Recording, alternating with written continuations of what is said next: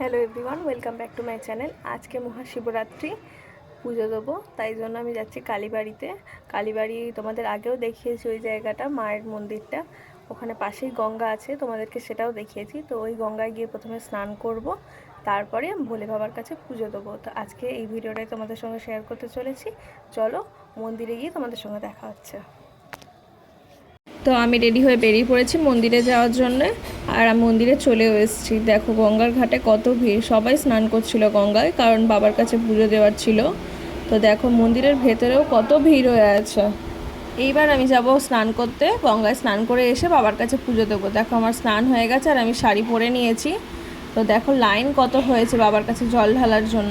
এরপরে আমি গিয়েছিলাম জল ঢালার জন্য, আমার জল ঢালা হয়ে গেছে। আমি তো মন ভরে পুজো করেছি আজকে। আর এই দেখো, এটা হচ্ছে পুরো মন্দিরটা।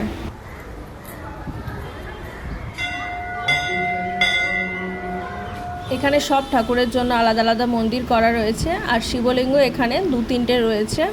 আর এই দেখো গঙ্গায় এখনও ভিড় ছিল, আর আমরা পুজো দিয়ে বেরিয়ে পড়লাম বাড়ি যাওয়ার জন্যে।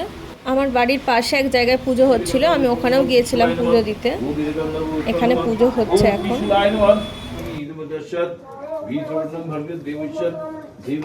তারপর আমি এখান থেকে বাড়ি চলে গিয়েছিলাম। গিয়ে আমার বাড়িতে 2টো শিব ঠাকুর আছে, সেই শিব ঠাকুরকে আমি ঘরে ভালোভাবে পুজো করে ভোগ প্রসাদ লাগিয়ে আজকের মতন পুজো আমি শেষ করলাম।